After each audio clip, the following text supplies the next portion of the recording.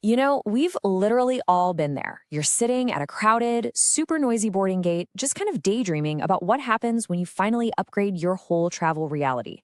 Well, today's explainer is a micro case study diving into exactly how first class service actually feels. Okay, let's dive into this. Travel moves fast, right? So we're going to match that exact energy right from the jump. I can never go back to economy. Now, I want to just pause on that massive statement for a second. Think about it. Our reviewer hasn't even taken off yet, and already this profound psychological shift has happened. This isn't just about, getting a little extra legroom. It's a total recalibration of what travel should feel like. Before we even unpack why they feel this way, we have to acknowledge that the baseline experience was just so powerful, so instantly jarring in the best way possible, that their entire perspective on flying was permanently altered. So to understand how this happened, we need to talk about who we're actually looking at today. The reviewer chose to fly with Delta, and they explicitly called it out as the #1 airline in all of America. And honestly, when you carry a massive reputation like that, the expectations aren't just high, they are absolute sky high. The reviewer wasn't just looking for, a decent flight. No, they were looking to test a reigning champion. And to test these claims, you really have to look at the lofty reputation circling around Delta. We're talking fantastic service, amazing staff, and glowing reviews from people literally calling it the absolute best airline they have ever used. Walking into this experience, the reviewer was carrying the weight of all these stellar reviews. When people tell you something is the best they've ever experienced, it sets a completely monumental baseline expectation. The whole goal here was to see if the reality actually lived up to this tremendous hype. So what do you do when you want to put those huge claims to the ultimate test? Well, you go all in. The creator decided the only way to truly see what this airline was capable of was to just book a first-class ticket. They locked in the booking, packed up, and made their way to the airport. This wasn't just going to be another boring travel day. This was an active, deliberate test of America's supposed best airline. The very second the reviewer arrived at the airport, the perks of that first-class ticket immediately kicked in. The very first tangible benefit they unlocked: exclusive access to the private lounge. I mean, think about your typical airport experience for a second. The noise, the massive crowds, the constant rushing around. This lounge acts as a gateway to an entirely different world. It's like this magical buffer zone between the chaos of the terminal and the luxury of the sky.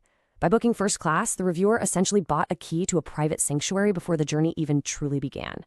Let's walk through the sensory progression inside, because this is exactly where that earlier quote about never going back to economy really starts to make sense. You walk in and you're immediately met with a hot, fresh breakfast spread. We're talking eggs, sausages, hash browns, all seamlessly integrated with fresh fruit and a whole selection of snacks that just look incredibly expensive. Now sure, these might sound like standard breakfast items on paper, but when you place them inside a quiet, exclusive airport lounge, and remember, completely complimentary with your ticket, they completely elevate the morning. It transforms just waiting around for a flight from a total chore into a highly anticipated event. Now, what's actually really interesting about this is the hilarious shift it highlights in the reviewer's own mindset. On one side, you have the amazing perk of unreal tasting food. But on the other side, you have the grounded reality of a traveler experiencing some serious imposter syndrome. The reviewer actually noted that these snacks looked so incredibly upscale and expensive that just looking at them made them feel broke. Even while standing right there inside the exclusive lounge, this sudden wave of that economy mindset panic washed over them. It's that completely relatable feeling of, wait, am I really supposed to be eating this? But hey, despite that brief moment of imposter syndrome, the sheer quality of the experience quickly won out. The reviewer concluded that the food tasted absolutely unreal. The physical quality of what was offered in the lounge completely lived up to the first-class billing. All that hype they read about online, instantly validated by the very first meal they had, and they hadn't even seen an airplane yet. The reality was actually matching the reputation, for sure. But of course, you can't just hang out in the lounge forever, right? We have to shift our narrative pace a bit here, just as the reviewer's day shifted.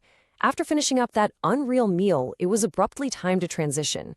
They had to leave this amazing secluded pocket of luxury behind and face the actual purpose of the day: getting on the flight. Let's see how this builds perfectly. They leave the comfort of that private lounge, make their way back out into the bustling, loud terminal, head over to the gate, and finally, the big moment of truth arrives. It is time to actually get on board. Everything leading up to this exact second has been completely flawless. The suspense is literally peaking right at the threshold of the airplane door. And here's where our source material pulls just a brilliant move. It drops the ultimate cliffhanger. That's right, the narrative intentionally cuts off exactly as the boarding process begins. No way, right? We don't get to see the seat, we don't get to see the in-flight service, or the landing.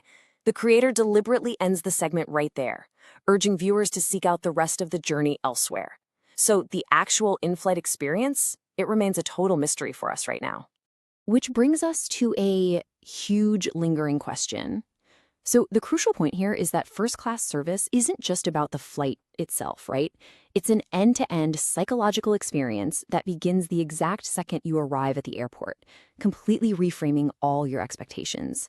So if merely experiencing the pre-flight lounge is enough to ruin economy class for you forever, what in the world happens when you actually